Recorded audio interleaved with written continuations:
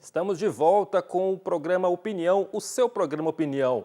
E como ele é todo seu, a sua participação é fundamental. Mande para nós a sua pergunta, a sua dúvida. Hoje o Dr. Bruno dos Santos vai responder a sua dúvida sobre Previdência, reforma da Previdência.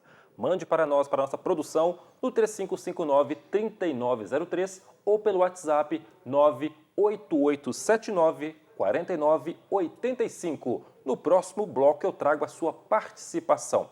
Doutor Bruno, agora vamos falar sobre as aposentadorias antigas. O que muda para quem já está aposentado, para as pessoas que já se aposentaram, elas podem ficar tranquilas, têm que se preocupar? Tem alguma coisa que envolva elas? Alan, é o seguinte, o direito brasileiro ele resguarda o direito adquirido, né?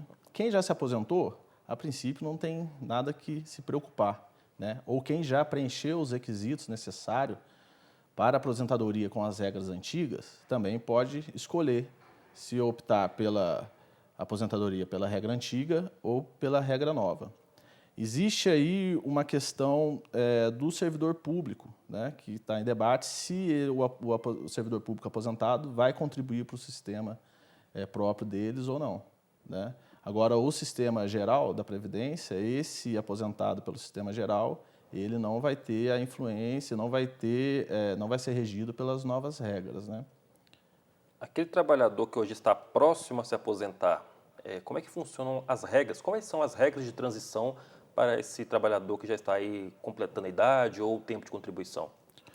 Alan, tem que se atentar à primeira questão, fazer uma análise com relação qual a regra de transição vai ser aplicada a ele ou se ele já preencheu os requisitos da regra anterior, a emenda. Se ele já preencheu, normalmente quem vai ter a possibilidade, que tem que verificar isso, são pessoas homens entre 55 e 60 anos, que já têm mais de 30 anos de contribuição, e mulheres entre 50 e 55 anos, que têm aí também a média de 25 e 30 anos. Ela tem que, esse nicho vai ter que fazer uma pesquisa, procurar um profissional habilitado, ou o próprio INSS, e fazer uma análise do seu prognóstico previdenciário. As outras, que já vêm para a regra de transição, quem já está no mercado, já está próximo a se aposentar e ainda não chegou, né, tem a expectativa do direito, mas ainda não completou os requisitos necessários, eles vão ter 5 regras. As regras mais próprias, se a gente fazer uma divisão de quem já conseguiu chegar, mulher 30 anos de contribuição, homem 35 anos de contribuição, ele tem que fazer 2 regras que se aplicam. A primeira é a regra dos pontos, que é aquela soma da idade mais o tempo de contribuição. Mulher, 86 pontos. Homem, 96 pontos. Aí, Alan, entra naquilo que eu falei anteriormente, base de cálculo e alíquota. A regra anterior retirava as 20% das parcelas menores e fazia a contabilidade sobre 80%. Então, o benefício ficaria um pouquinho maior. Hoje não, vai pegar 100% das contribuições. Essas 20% menores não vão ser retiradas. E, além disso, vai ter a regra de 60%. Pega essas 100%, aplica 60%. E mulheres, as contribuições acima de 15 anos, ou seja, quando ela tiver 16 anos, vai pegar os 60%. Esse 1 ano a mais, 16 anos, vai colocar 2% a mais. Homem, acima de 20 anos, contribuições acima de 20 anos, 2% a mais. Que seria 20 anos a mais, que são os 40 anos que o governo está exigindo na nova regra, que daria o 100% do benefício. Então, essa transição de base de cálculo mais alíquotas vai dar uma diferença expressiva no benefício a ser pleiteado. A transição por tempo de contribuição são essas 2. Né? Mas tem as transições de quem não atingiu o tempo completo, 30 anos mulher, 35 homem, e está próximo a atingir. Quem está faltando 2 anos para atingir, ou seja, 28 anos mulher e 33 homens, ele vai pegar esse cálculo dele e vai acrescer o pedágio de 50%, que vai dar aí 1 ano a mais. Quem tem mais de 2 anos vai ter que aplicar o pedágio 100%, O outro situação é a questão da idade, né?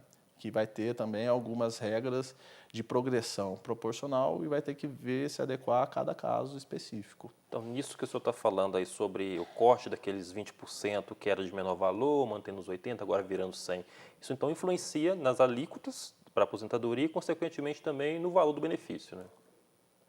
As alíquotas, elas estão relacionadas ao salário do trabalhador, né? São alíquotas que para fazer os descontos, né? Agora, vai influenciar na base de cálculo. Exato. Isso justamente. A base de cálculo vai mudar.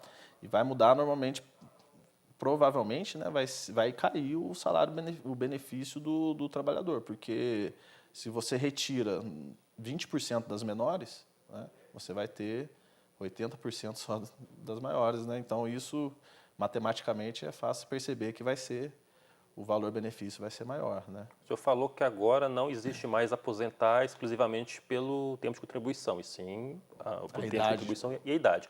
Mas também agora, na regra, tem o tempo mínimo de contribuição para se aposentar por idade também, né? O tempo mínimo de contribuição já existia, né? O contribuinte tem que ter anteriormente 15 anos, hoje manteve os 15 anos para as mulheres e passou 20 anos para os homens, né?